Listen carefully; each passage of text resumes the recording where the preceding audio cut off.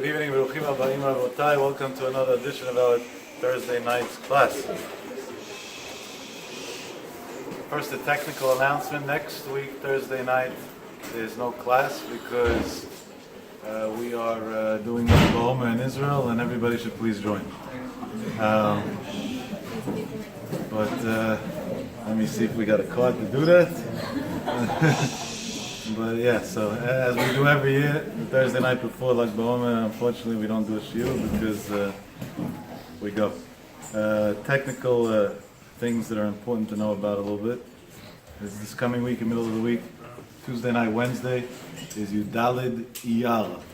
Yudalid Iyar is Pesach Sheni. It's a day that in Shulchan Aruch it says we don't say Tachanun.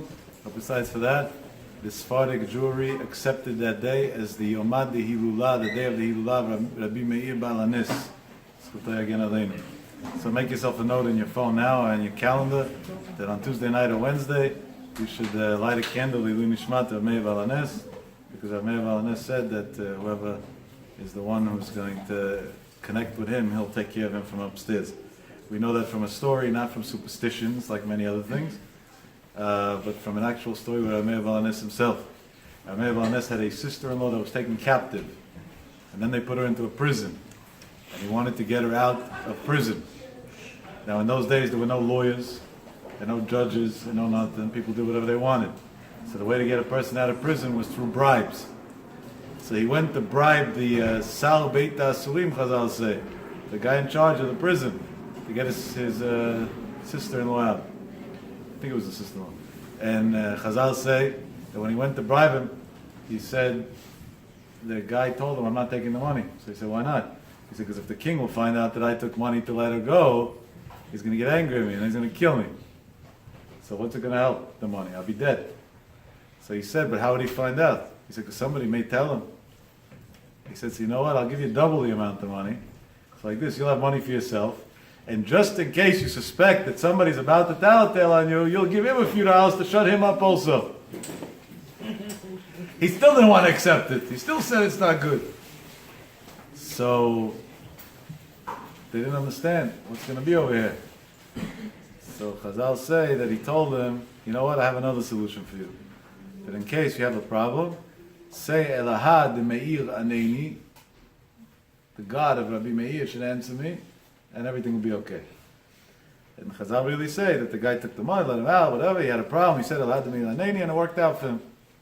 So this idea of connecting with Nishmat Meir Baal Hanes to bring down good things for us in our lives, B'ezrat Hashem, is not a theory. It's probably the only Zgula that has an actual source in the Gemara. It's an only thing to say that the Gemara says it clearly. So it's good to know. Tuesday night, Wednesday, the Sephardic world around the world accepted it as the Yomad Yillah, the day that you love Meir Baal Hanes. Zchutei Yagen Aleinu v'al Kol Yisrael. It's brought down in Sfarim HaKadoshim. Amongst them, the Chida writes about it in Eretz HaChaim. But it's also brought down before that approximately 400 years ago, the Sephardic Jewry in Israel started going up to Meir Baal Hanes's keva every time on Pesach Sheni. And there was a controversy then if they were doing the right thing or not. Because number one, Chazal clearly said we don't know when he passed away. So how can you take a day and say that's his Hilula? He didn't pass away. Hashem purposely hid it. It could be because if we would know, we'd be able to use the power in a big way, and he limited the power that we could do. The other thing was, Pesach Sheni is a partial Yom Tov. It doesn't have Ilchot Yom Tov, but you see, we don't say Tachanun, it has certain Kedusha. And on holy days, we don't go to graves. Chol HaMoed, you don't go to graves. Rosh Chodesh, we don't go to graves. So, could be Tzaddikim is different. And the reason why maybe Tzaddikim would be different is, why is it saying Halakha that on Rosh Chodesh you're not allowed to go to a grave? Because Rosh Chodesh is the day that a person has to be happy. And when a person goes to a grave, normally they feel pain inside, some tzad. So in Halakha it says you shouldn't go to a kibbutz. That's the Halakha reason. In Kabbalah, right? Today the trend is to learn Kabbalah, so we're going to start incorporating a little Kabbalah. In Kabbalah it says a different reason. Because HaKadosh Baruch Hu in Gan Eden, every Rosh Chodesh makes a big party. And he brings all the souls of the tzaddikim to this party. Sudat Rosh Chodesh. Rosh Chodesh party. Maybe that's where the girls today got this thing of making brachos parties on Rosh Chodesh. They want to be like the tzaddikim in Gan Eden. It's a beautiful thing. And so they say there's no reason to go to a grave.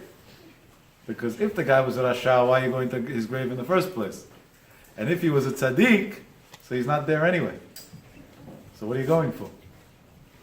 That's it. Now, what's the difference between the nigla, meaning what it says in halacha, and the Kabbalistic reason? If we go based on the nigla, so then a tzaddik, there's no tsar when we go to his kibbutz, just the opposite. Tzaddikim are greater when they're not here. So if anything, there might even be a simchat to it.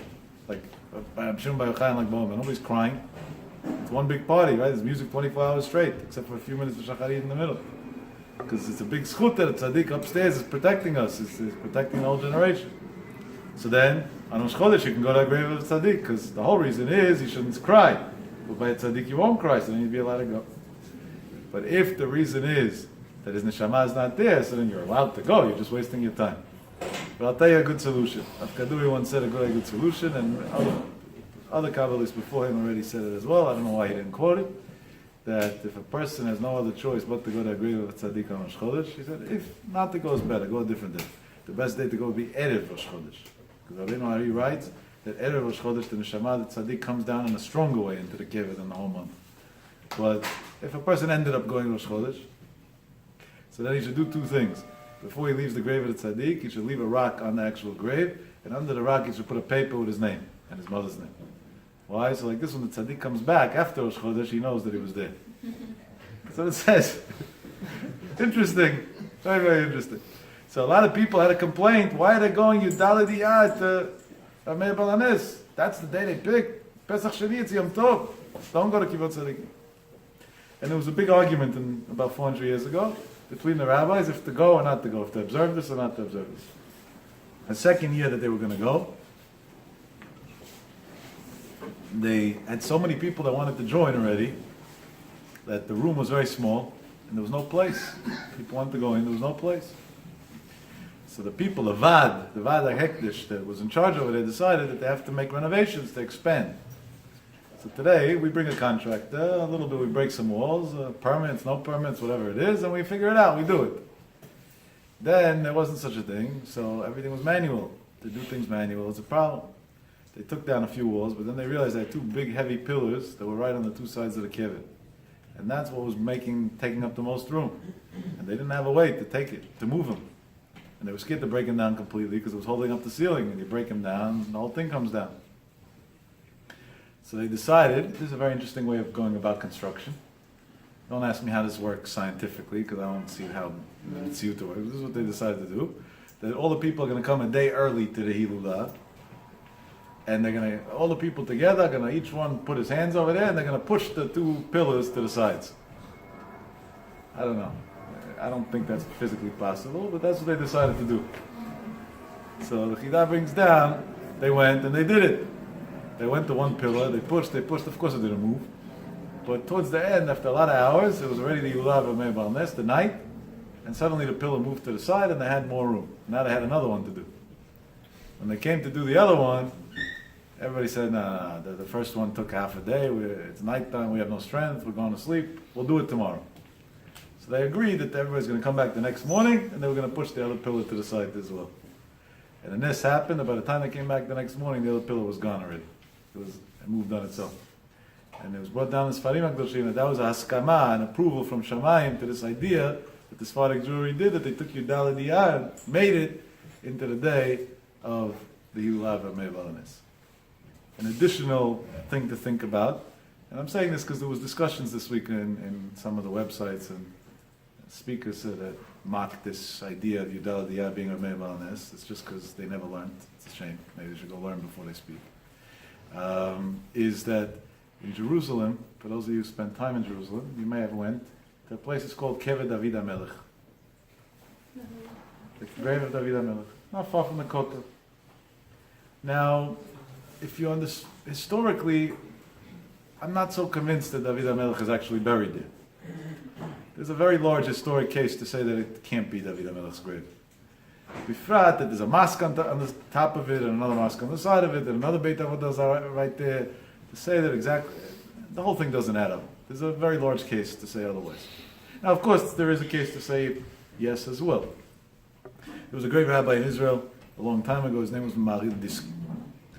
And I think it was Maharil Disky. And somebody went into the Maharil Disky and told him, what is this? They go pray by this place. They call it David HaMelech's Kever. It's not David HaMelech's Kever. It's not a lie, the whole thing and that. Why would people go? We have to stop it. He wanted Rav Yagen to sign some paper. I guess he had nothing to do with his life. That people shouldn't go there anymore. So Rav Yagen told him, "You're an idiot." I don't know if he used that word exactly, but pretty much. He calls shoteh sheba'olam. How do you say shoteh in English? Idiot, no? Fool, maybe. You're a fool. That's a nice way to say it. They said, "Why? I'm coming to you with a whole case." So he said, "Let me tell you why." He said, "Let's say David Amelech's not buried here. You might be right. But there's a place that for hundreds of years, tens of thousands of Jews every year are going to pray. So just from their prayers, it became a Makom Kadosh. Just for the tens of thousands of Pirkei Tehillim every year that's read there, hundreds of thousands, probably much more, by the way. That alone made it a Makom Kadosh. That alone made it a holy place. So now you're arguing? So even if somebody wants to say, well, we don't know when Rabbi Balaness was died, so who cares about Yudalidiyah? It's a very stupid thing to say. Because if there was a day that millions and millions of Sephardic Jews, for over 400 years already, took upon themselves as the day that they observed as the Hilulah of Rabbi Balaness on Shamayim, they agreed with it already. And it's a Yom Kadosh. It's a very, very... So besides for being a Yom Tov of Pesach Sheni, it's also a very great day that we can accomplish. So, yeah, put it in your calendar. Tuesday night, Wednesday, Be'ez Hashem. I should do something productive.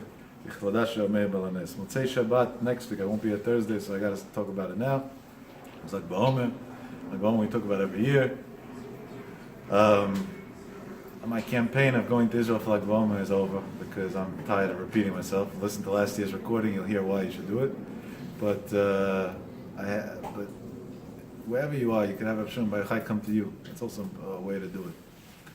So there are very, very big things in Lag Ba'omer. And one is also Miktzat Yom Tov. Also in Halakha, there's different implications that resemble a holiday, the day of Lag Ba'omer.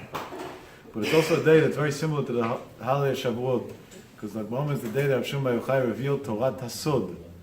The whole Torah of Kabbalah and that came down from Shamayim on Lag Ba'omer. If you look in the stories in the Idra, it says clearly that the fire came down from Shamayim and wrapped the students around the entire day when Hashem Baruch Hu taught them everything. And according to some opinions, it's the day that Hashem Baruch Hu passed away as well. Could be not. It's a machloket that goes back close to the day of his death. I'm talking about over 1800 years ago.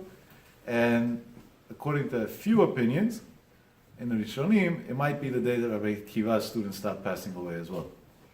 But so there are three different elements to it that definitely contributed to being a very, very holy day.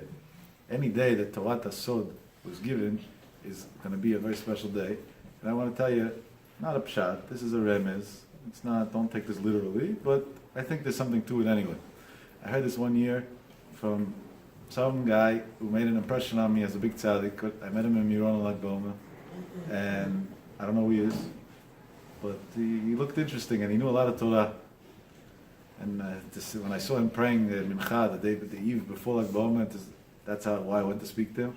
Such a mincha, halavai, one day my ni'ilah should look like that, and that was a mincha on a regular day. So, yeah, it was an interesting man. It turned out he was a big Talmid Chacham. So we were talking, and then the celebrations of Lag Ba'omer started. And he told me, you know why everybody comes here? So I said, wait a minute, Lag Ba'omer, Hashem Baruch Hu. I said, no, more than that. I said, what do you mean more than that? What's more than that? He said, I'll tell you. Lag Ba'omer is the day that says in the Idra, Hashem Baruch Hu revealed Torah Tasod. Sod means secret, hidden. So really, everything that happens to you in your life is good. And a person should be partying his whole life, celebrating. Everything's good. Kol man da'avidach mana l'tav avid. Everything that Kosh Baruch Hu does for you. But do we not feel it all the time? Yes. Do we feel sad, angry, frustrated, annoyed, upset? All the time. Are we wrong? No, we're actually right. Intellectually we're wrong, because everything God does is for the good. But we don't see it that way. And we don't feel it that way. So the way we feel and the way we see, it's not like that. So we have two sides to the story at that point. So now he said an unbelievable thing. He said, what does that mean? That if we can reveal the secret of God's plan, so then at that point what's going on in my life is not bad, it's actually good. As long as God's plan is still a secret to me, so at that point it feels very bad. He said, like Ba'omer was the day that we brought down the secrets from Shamayim.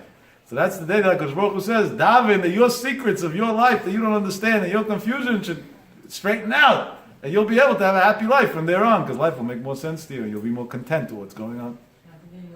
I think, how did he know? Because Baruch Hu gave him a big siyat d'shmaya because of all his learning all the years. from the 5 Talmidei Rabbi Akiva that gave over Torah to the next generation. Hashem told him, that's how. He said, give over what you got to give because we're taking you later on upstairs. It's time to... We don't relate to what these tzaddikim lived in, what levels... We have no concept of what this means at all. We try to explain it in our terms, so a little bit we should have a grasp of what these tzaddikim were. But in reality, we don't... So, of course, like Mom is a very big Yom Kadosh. It's a Yom Sugal Tefillah in a very, very big way. Very big way. Ala Teva, it's not a... Chazal HaKadoshim say, this is really said lahalacha, but we're going to twist it for our remez tonight. That in halacha, if the yachid v'rabim, halacha kirabim. What does that mean? If you got an opinion of a minority, and you got a majority opinion of Talmidei Chamim in the Gemara, so we posek the halacha based on the majority opinion, not based on the minority opinion. Like the chachamim against one, so we go by chachamim. Chachamim is plural. In most cases, there are a few cases otherwise, but in general. But there is a Gemara that says an interesting thing, that on rare occasions, when Rabbi Shimon Bar Yochai says something against others, even though the others are the majority and he's the minority, but if it's a time of need, meaning there's a great loss involved, or other criteria, whatever the criteria are in halacha, Kedayu Rabbi Shimon. Rabbi Shimon's great enough Lismoch alav, to rely on his opinion, even though it's a dat yachid, it's a singular opinion. B'shat adchak, at a time of great need. These are the words of the Gemara. The Chachamim HaKadoshim say on this Gemara an unbelievable thing. But of course not pshat, remez. They say shat adchak means when a person has a rough time in life. When things aren't going right. Kedayu Rabbi Shimon. If you want to figure out how to solve your problem, in your shat adchak, in your tough time, go to Rabbi Shimon. Kedayu Rabbi Shimon, lismoch alav. You can rely on him that he's going to help you b'shat adchak during your tough time in life. I'm going to tell you a personal story about this. In 2008, Lag BaOmer that year, it was after the financial collapse, and myself, together with many of Am Yisrael and many people in the world at large, many more people in the world at large, lost very large percentages of our net value. At that point, going to Israel is a large expense, especially if we go for 10 days almost, and that, it's not a cheap ordeal. It's been many years that I went straight before that. And that year I was thinking of not going, because finances were tight. Couldn't make ends meet. Business was dead. Everything was dead. Tons of money was wiped out. Now, I said, next year we'll go back. This year is not. I called my Rebbe to ask him what he thinks. So my Rebbe told me, you got it all wrong. Only this year you have to come. This is Shat Adchak. Now you got to come to Israel.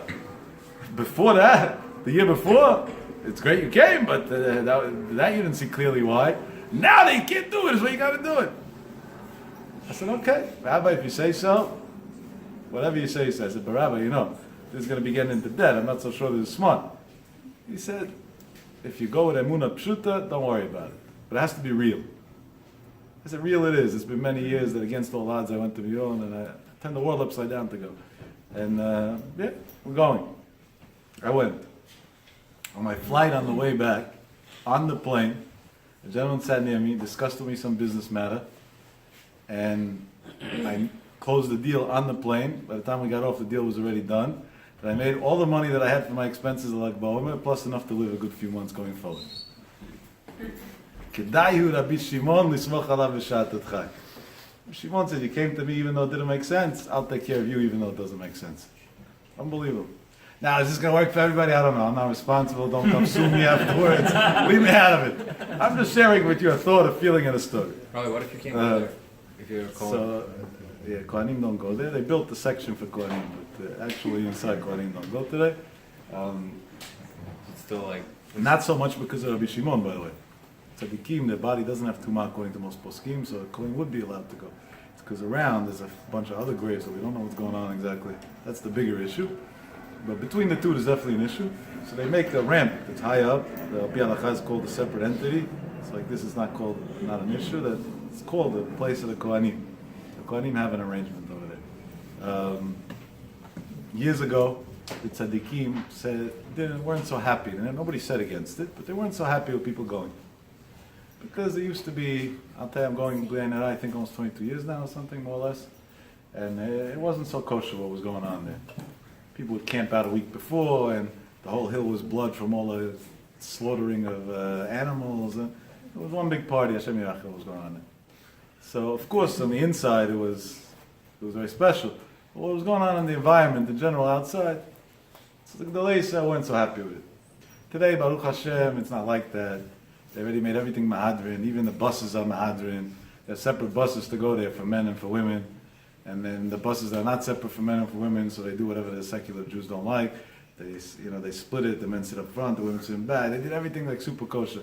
One bus driver told me that he drives a Mahadrin bus, so he never drives reverse, because then the women will be sitting in the front. That's against the rabbis. He only goes forward. Each guy with his thing. But they made it in a way that's unbelievable, so all those issues are not that. And even Rav Yosef that wasn't so excited about the idea for a while, because by Rav everything was learning. Don't waste the time, just learn.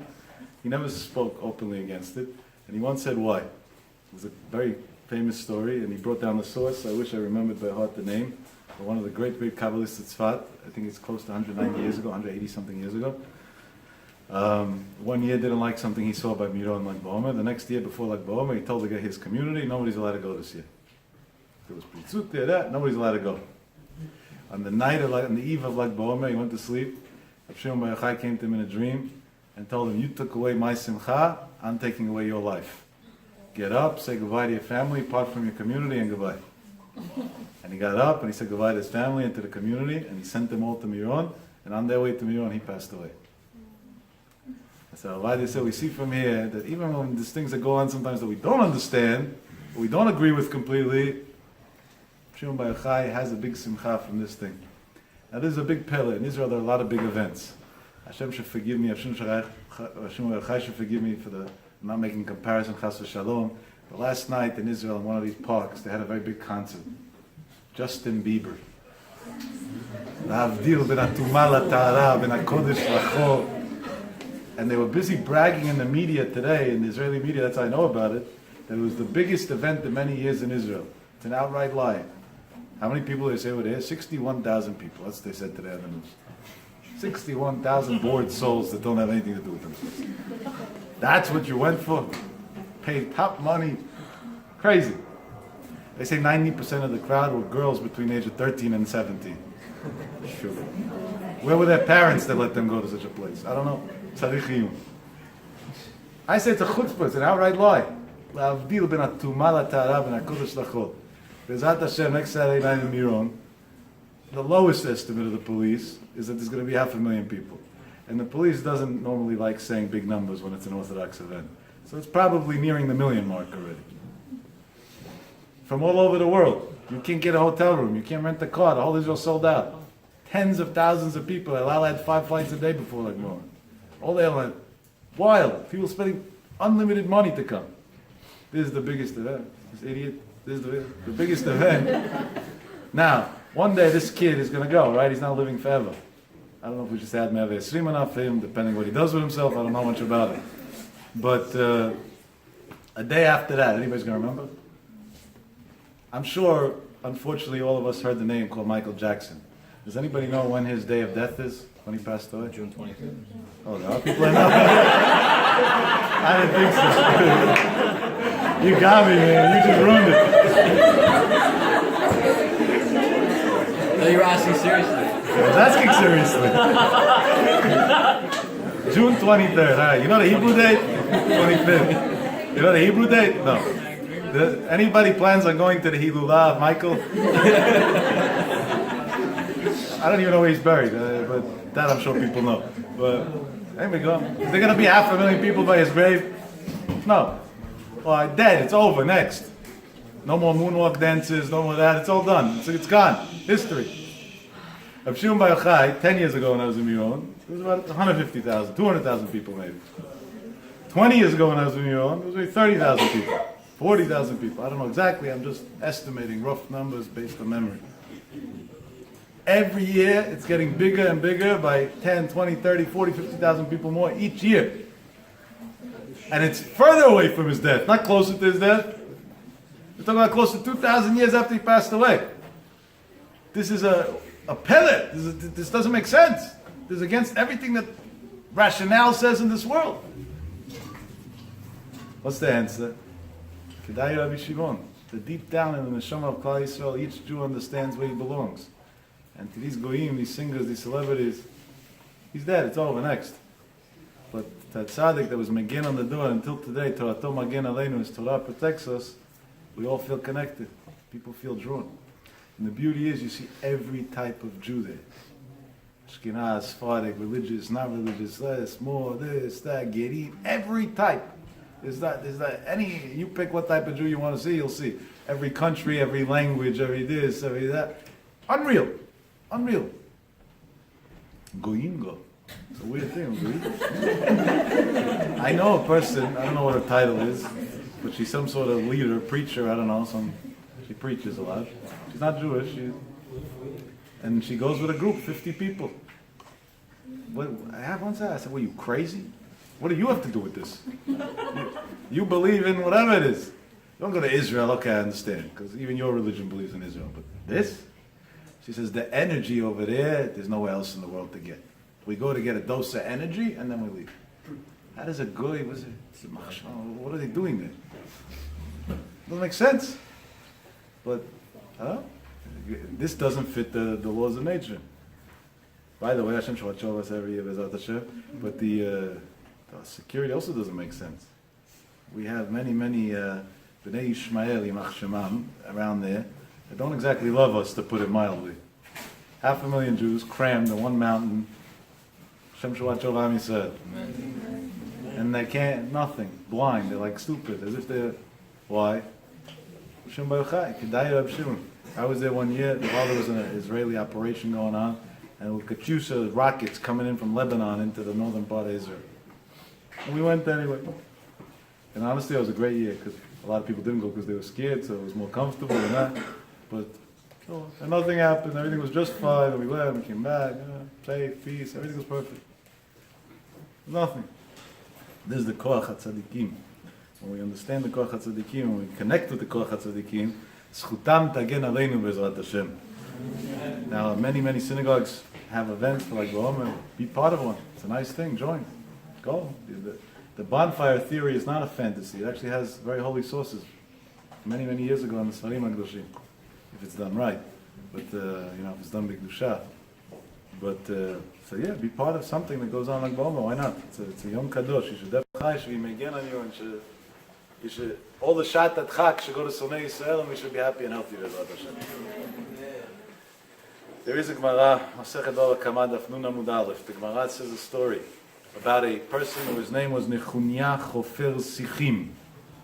Nechunya that dug holes, pits. It's a weird title to give a guy.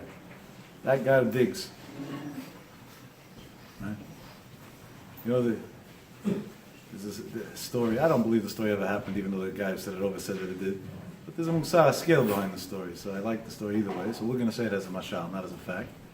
That one day a guy is sitting on his front porch, and he sees the city truck coming there. And across the street from his house there was a park, city park. And he sees two guys jump off the truck, both with shovels.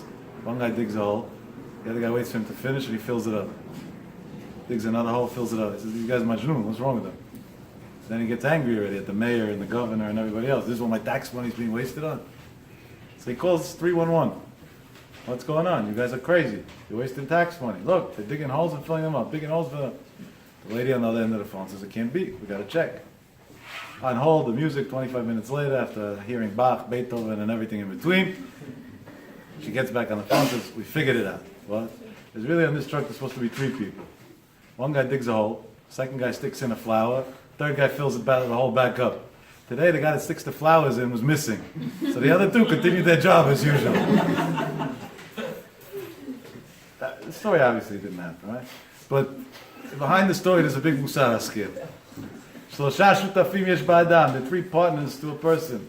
Aviv, his father, V'imo, his mother, and HaKadosh Baruch Hu. The Gemara explains what each one contributes to a person's life. Sometimes the father and mother think they're smarter than God. Next year, you can't go to yeshiva in Israel. You can't go to seminary. You can't go here. You can't do this. You can't go that.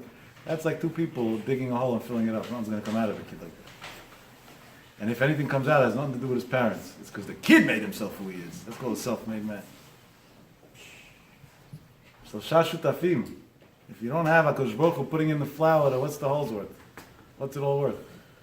That's what you got pregnant for 9 months, got fat, didn't feel well, threw up, went through labor. For what? To have another Amaretz in the world? We have so many, we have an overdose of them. We don't need another one. We did that to have a Talmid Chacham in the world. Can't go learn? Why can't he go learn? Why not? Of course he can go learn. If you know Hebrew well, and look up Rav Yitzchak Yosef's speech on Yom HaAtzmaut in Israel that he gave in Tel Aviv on the Inyan of Kibud Abayim and learning in yeshivot and seminaries. You'll get a big wake-up call about how free you are to do as you please, as long as it's in the ways of Hashem. Rav Yitzchak Yosef is the chief Sephardic rabbi of Israel, in case God forbid somebody didn't know that. To call a guy his title, Chofez Yichim, there got to be a reason. So Gemara says why? Gemara says that there was a big praise for him. Not because he dug holes, that's not a praise. The reason why it was a big compliment for him was he dug holes to use them as wells. So when people would be Olei Vege, when they'd go up to Jerusalem for the holidays, 3 times a year, on the way they would get thirsty. There was no rest areas back then. So he would make these holes with water in them, so that was the rest area. At least they had water to drink on their way out. One day, he dug this big pit, filled with water. These Olei Vege are going to go. His daughter was there, young girl. She fell in. She fell in and was so deep, he did such a good job digging, there was no way to get her out. Narrow and deep. How are you getting her out? It's a problem. How did he come? He didn't fall in. Oh, how did he get out of it in the first place? There was no water yet. That's it. Oh. She's under the water now. So what are you going to do? So he needed to get emergency rescue. So today we would call this, that, we would find all different emergency rescue. In those days they had a different emergency rescue. It was called, you went to the tzaddik. The tzaddik helped you out. So they went to Rabbi Chanina ben Dosa. They went to Rabbi Chanina ben Dosa. So Rabbi Chanina, the Chunyan's daughter, fell into the pit. It's dangerous. She could die. She could drown. Koach nefesh. Do something. Take care of it. Rabbi Chanina ben Dosa just didn't want to deal with them. He said, nothing happened to her, she's fine. What do you mean nothing happened to her? She's drowning in a pit. Nothing happened to her, get out of here, she's fine. Shara Rishona, first time I came. Time went by and she's still not helped. Nobody could figure out how to get her out. And they think, she's going. They said, let's try the rabbi again. Sha'ah Shniya, they came back again. Again he said, Shalom. Peace, she's fine, get out of here. Sha'ah Shlishit, Rashi says, what's Sha'ah Shlishit mean? It was a time that for sure she was dead at that point, if she was still in the water. He told them, Alta, she already got out, what are you wasting my time for? She's already out. So they went over there, they went to look if she's out or not. Boom, she was out.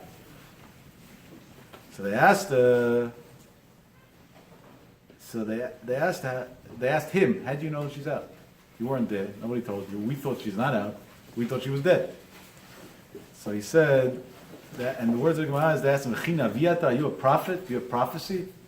Was this some sort of Ruach HaKodesh? What was this? So Chazal HaKadoshim say, he answered like this, Lo Navi Anochi, I'm not a prophet. V'lo Ben Navi Anochi, I'm not a son of a prophet. Ela Kach Amarti, this is what I said. Davar Shotot Tzadik Mitztaer Bo. Excuse me. Something that tzaddik has pain from. Meaning that he worked so hard to dig these holes. Yikashel bozaro, it's impossible that through that his kid will get hurt. It says, when you told me that she fell into a pit that he dug for the Olei Regel to have water, I knew that for sure he's not going to. So the first time he came to me, could be she's still alive. It didn't mean that she had to be dead already. So at that point I said she's fine. Once you told me it's impossible for her to still be alive, I knew for sure that means she's already out.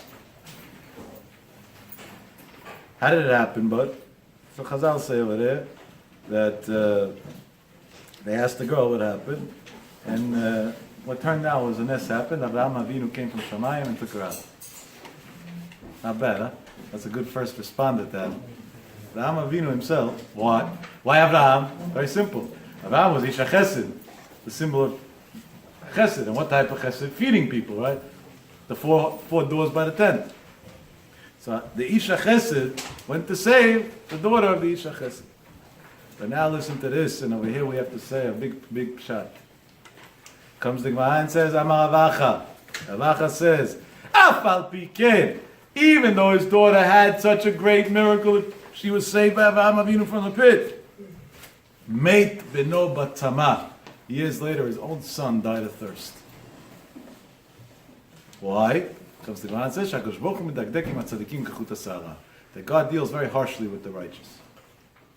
What? What do you mean? And therefore what? It comes to Tosfot on the spot over there in the Gemara and says, it's a catch-22. If the Rabbi Chanina ben Dosa knew that for sure his daughter didn't drown because he helps people by making those holes, giving them water. And therefore, something that he does for others, Hashem won't allow his kid to get hurt. So then, how could it be that his son died of thirst? He was the one who gave everybody what to drink. And if HaKadosh Baruch Hu medakdek im hatzadikim kachut hasa'ara, and therefore he had such a tragedy, then where did Rabbi Chanina ben Dosa's confidence come from? Maybe over here also, HaKadosh Baruch Hu medakdek im hatzadikim kachut hasa'ara, and he's going to pass away. That's Tosfot's question. This is a very tough one. This is a very, very tough one. So there's a sefer called Shita Mekubetzet. In the Shita Mekubetzet, it says an answer like this. Amarti, I said. This is what he says. What does that mean? He said that Davar shenitzta'er b'otot tzaddik. What are the words of the Gemara? The Gemara says when they asked him if he's a prophet or not, Elakach amarti. This is what I said. Davar shenitzta'er b'otot tzaddik. Something that tzaddik suffered from. Of course, the problem's not going to come at him. Comes the Shita Mekubetzet and said, when his daughter was in trouble, that she was drowning in that pit of water, there was a tzaddik, Rabbi Chanina ben Dosa, Amarti, that said, he said out of his mouth those words, Davar shenitzta'er b'otot tzaddik, it's impossible they'll get hurt by it. So then Shamayim, there was a limud zchut on this girl. And when somebody said good about this girl and there was a limud zchut, right away in Shamayim, the heavenly courts had to concede and make it work in her favor. But when the son was dying of thirst, nobody knew about it. So there was nobody to say that the father did good things.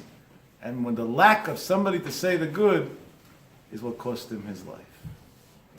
Based on this comes out of the Shita Mekubetzet, the mind-boggling thing which goes with the theme of what we've been talking in the past 2 weeks. In this world, if we're milamed zchut on another Jew, not only are we helping the other Jew out by giving him the benefit of the doubt, but we actually might be saving the same guy's own life. If we melamed chova, meaning if we say the opposite, we might be costing the guy's life. And now, boys and girls, you're going to have to forgive me because this is going to be a little harsh. But after 120, somebody's going to come in front of heavenly courts, and over there, there's no jokes. And there's no stories and no excuses. It doesn't work. And they're going to come to him and say, we're trying you on murder. And he said, murder? I never murdered anybody in my life. I was a great guy. Just the opposite. I worked on Hatzalah.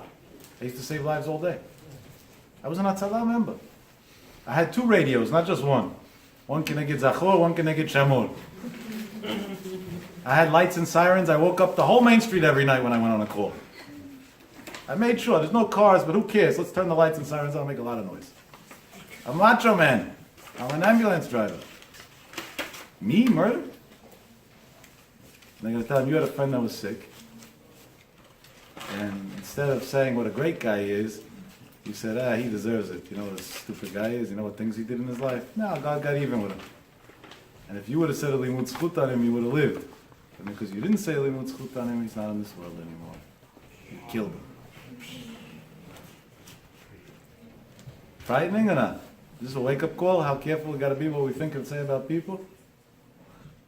When we say something bad about a person, God forbid, we could be the judge who's judging them upstairs that'll pick his future. Who wants to take the responsibility on somebody else's life? Who wants to take the responsibility on the outcome what somebody else is going to have or not have in his life? Or if he's going to be well or sick or happy or healthy. You want to take such a responsibility? I wouldn't want to take such a responsibility. If I told you to go in now into Colombia and perform a heart surgery, would any of you do it? No. Why? Because you're not cardiologists. You're not surgeons. There's nobody else. Do it. You still won't do it. Because you know for sure you're going to open the guy up. He's going to be dead before you do anything. It's going to be over before it started.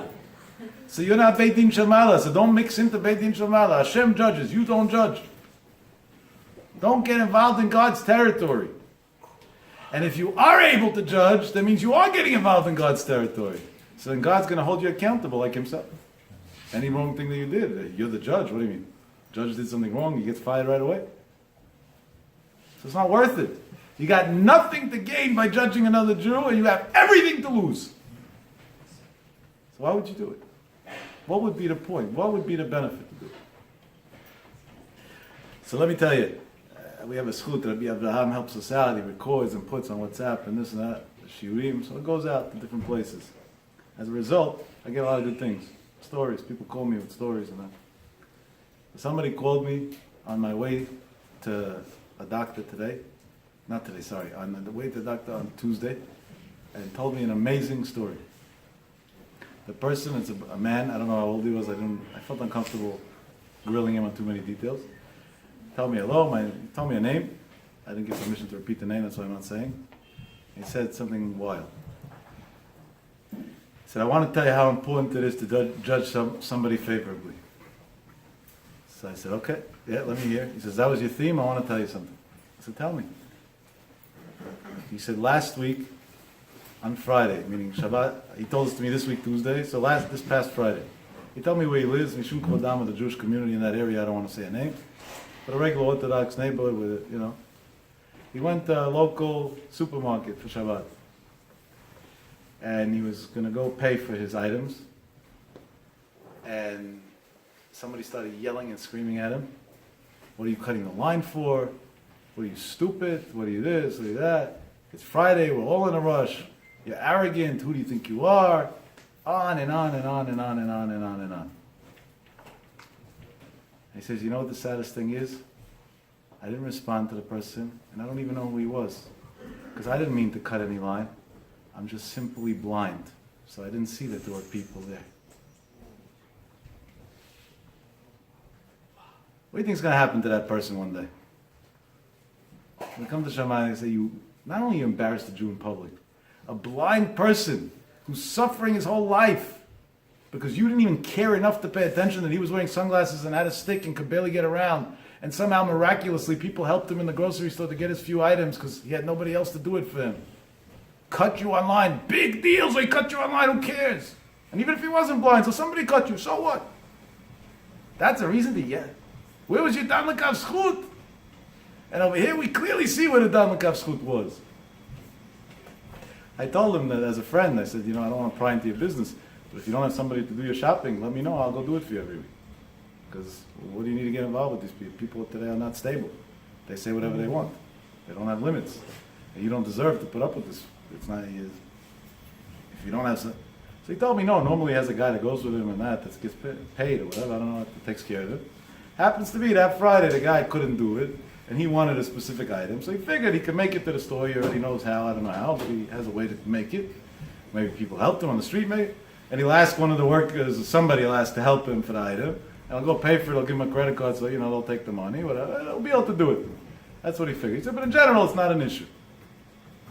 Now imagine we could locate that guy. Maybe he'll see the video. You yelled at a person on a Friday afternoon in a place that was blind. And learn from that to never yell at anybody no matter what. Because there's nothing in this world that justifies fighting with people. Why'd you judge in the first place? Why? You know what's going on in the other person's head. You know what he's going through. You know what his emotional state is at that point when he cut you online. Maybe the guy's completely depressed and gone. He doesn't know what's going on with himself. Maybe he's a lot laden, like a lot of the boys today, addicted to something, and he's halfway in Olam HaEmet already. Maybe you know what's going on with him. He did what he did. So what? So what? Unbelievable. Unbelievable. I remember when I was in yeshiva in Israel. This was in 1994. There was a guy who used to pray Chazan in yeshiva. And it was the weirdest thing. Every morning, his father passed away, so he was a chiyuv. So they gave him to pray. And every morning, after Amidah, before Chazarat HaShatz, there was Shiva, it would take him a long time to pray, 7 minutes or whatever. So he used to wait for him. He would go out, come back. You're a Chazan, come on. It's disrespect, right? Every day. So if it happened once, say maybe I had a stomachache that day, but every day a stomachache the same minute? It was very, very weird. After 2-3 days, I decided that I gotta ask somebody. I couldn't deal with it. I said, I have to know, I want to understand. I'm not such a tzaddik, I just was curious. I said, there's for sure a reason, right? And nobody's saying anything, so obviously I want to know the reason. So I asked one of the boys that was older in the yeshiva, that was there longer than me, what's this guy's story? He said, you know what a tzaddik this guy is? I said, what? He says, he's a doctor. And he supervises who knows how many people in this big hospital. His father just passed away. And he never goes to shul because in the morning, that's when it's busy in the hospital, the surgeries, this, that. So he can't. They made him a special arrangement for the first 30 days that he is able to pray Chazal, but the contingency is that he has to be available every 20 minutes. So from Yishtabach to after Amidah, it's a little less than 20 minutes. So he goes out right after Amidah, he makes a phone call to the hospital to answer if there's anything quick for a minute or two, runs back in to finish the prayer, and then leaves.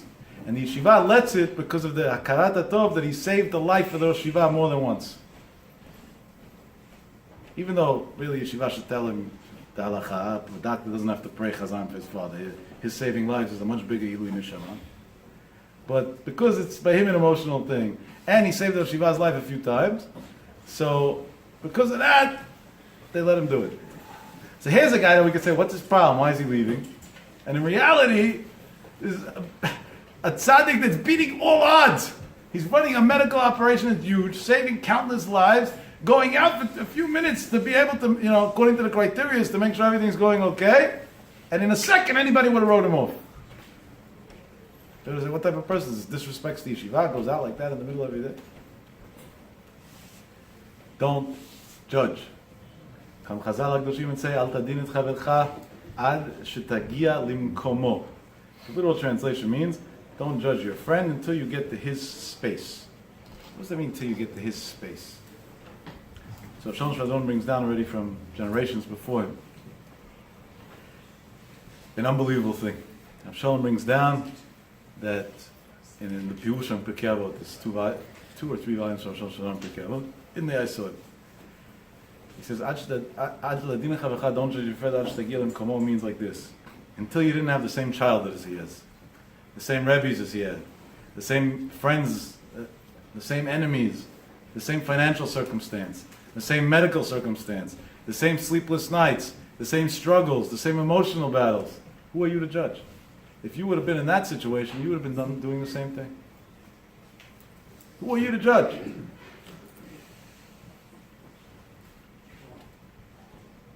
I remember once speaking in Brooklyn somewhere, and an elderly woman said something along the lines of, I'm here because I'm bored, but everything you're saying is outright stupid. That's kind of random to tell somebody in public in the middle of a speech. I honestly liked it. I thought that was pretty honest. No, really, I really thought there was something special to that. So I told her, ma'am, tell me what you want me to say. Maybe I can give you something that you want. You shouldn't feel like you wasted a whole night. You want a story, a joke? Should we talk about business, law? I don't know, politics. What do you want? I know a little bit of different things. Maybe we can figure something out that'll work for me and for you. She says, no, anything to do with Jews and rabbis, I don't want to hear it anyway. At that point, what will we say about such a person? Arrogant. Rasha, right? Doesn't get worse than that. Apikoros in a synagogue. Embarrassed to speak in public. All the evils in one. So I turned to her and asked her, when was the day that you came to this conclusion? And she told me the day I was taken out of my mother's arms and my mother was sent to Auschwitz and I was put on a train. Is she such a Rasha anymore? Is she such an Apikoros anymore? Or she is a tzaddiket that went through hell and high water and all the Shadei Gehinom and never rebuilt their life again, and years later still lives in nightmares and wakes up screaming in the middle of the night and has no life. And the fact that she's even willing to walk into a synagogue, whether she believes in it or not, makes no difference. That alone makes her from the Lamed Vav Tzaddikim. You don't know. Ad tadin chavecha ad shetagia limkomo. Who are you to judge? Were you there? Do you know the horror that she went through? Do you know what caused her to feel this way? Will cause her to be angry and miserable and pain this way? You have no idea. So how are you judging? Based on what? And if that's the case, can we exchange lives for 24 hours? Is that possible? I want to live your life, you live mine for 24 hours. Doesn't work, right? Yeah. 1 minute. You have a way to change lives for 1 minute with somebody? Not either. The closest thing to changing lives with somebody, by the way, is brilliant. This is brilliant. This is actually based on a true medical story. There was a gentleman who was in a psychiatric hospital for a very long time. He had a very interesting illness. He was completely normal. He talked to him, this, rational, normal, thought out, calculated, intelligent, knew a lot, well accomplished. So what's he doing in a psychiatric unit? He did one weird thing. That whenever he would stand, his hands were always up. And whenever he lied down, he put his hands up the other way. But he always kept his hands up. To the point that physically you can't do that. So he would put things to support his arms so they should always be able to stay up. So they wrote him off as a nut. Something's wrong with him. And they put him in a psychiatric hospital. So he has like shrinks and therapists and social workers and whatever, you know. Everybody who needs a job coming to talk to him. And nothing. And he's hospitalized. Days, weeks, and that's it. We got to figure it out. Nobody could figure it out. This guy became a highlight of the hospital already. Because it's weird. We talk to him, he talks normally. Everything's 100% perfect. Didn't try to kill him. So, no, everything's normal. So the professors of the university that's affiliated with the hospital used to bring their students to see him. Because this was something that they would talk about in class. One day there was an African-American male, I forget his name offhand, who was a young student studying to be a psychiatrist. And he came with his professor and a group of students to the hospital. And he witnessed everything that's going on. He saw the way his professor interacts with him, tries to talk to him, this, stuff. And then he told the professor, "Can I go in for a minute?" They said, "What do you want to do?" He said, "I'll heal him." He said, "What? You're a little kid. The biggest brains in medicine try to help this guy. You, the little kid, is in." He says, "You care if I try?" He said, "I don't care if you try. Go right ahead. You'll make a fool out of yourself. I'm trying to save your grace." He says, "Okay, I'm willing to take the risk." He goes into the room, and he closes the shade of the window so nobody should see what he's doing in the room. And less than 30 seconds later, this gentleman walks out of the room, regular, his hands down, talking to everybody, "Hey, what's up? How's it going?" Everything's up. So all the big doctors and nobody did anything. And they say, "Wait a second." But then they're looking for the students. They should explain, what did he do? They wanted to learn from him. Okay, he's right. Let's learn from him. The students know where to be found. A few minutes later, the student comes out of the room, and this guy's back in the room. So they turn to the student and they say, "What happened?" This is very simple. He said, "I figured out that this guy got some craze in his head that his hands are holding the world up. And that's why he's going to such an extreme not to put his hands down. Because he's scared the whole world's going to collapse the second he puts his hands down." I went into his room. I laid down on his bed right near him. I put my hands up. I told him, "I'm going to hold it for you for just a few minutes." And at that point, he's dying to go out already. So he went out. So a few minutes later, he came back, said, "Thank you for the break." He put his hands back up. So now we know the problem, and now we got to treat him. How are we going to treat him? He said, "Very simple how we're going to treat him. We're going to have to explain to him that the world doesn't revolve around him. It's okay. He doesn't have to hold the whole world up." Boys, girls, tzaddikim, tzaddikot, from the bottom of my heart, this is a gift for Lag BaOmer for you. Many of us think the whole world revolves around us, and we hold the world up. And we make everybody else's problems ours. Somebody else's problems is not yours. You have enough of your own. You don't need more. You're overloaded already. You don't need more. Hashem didn't give you the tools and didn't give you the ability, and if you wanted to, He would have taught you the solution. And the fact that other people's problems weigh you down means that you're not capable of handling it. Deal with yours first, then we'll start dealing with others. Shot atzmecha. Take care of yourself. Become a person yourself. Save your own life. Then we'll think about saving the world. You're not holding the world up. And if you do, you end up in one of these wards. Not fun. You don't want to try it. And we end off topic, but just because of the fun of it. I like sharing good things when I hear them. And this one I didn't hear. I actually read in the Sefer Kol V'Higata that was written by Rav Yagen, but it's the Torah of Rav Yagen Galinsky. A brilliant, brilliant story. Rav Galinsky once said over, and this is we should all leave with a happy smile. Say it over by your Friday night table. I'm sure your parents will appreciate it. Rav Galinsky once said an amazing thing. He said that he went to Reb Chaim Kanievsky, and he has proof, physical evidence, that his blessings are much more powerful than Reb Chaim Kanievsky's blessings. Now, Galinsky was a big tzaddik, and his blessings were very powerful, by the way. Well, that's a weird thing for a rabbi to say, right? And he also said it with a big smirk on his face. So everybody knew he was up to something. Galinsky had his way of saying his stories.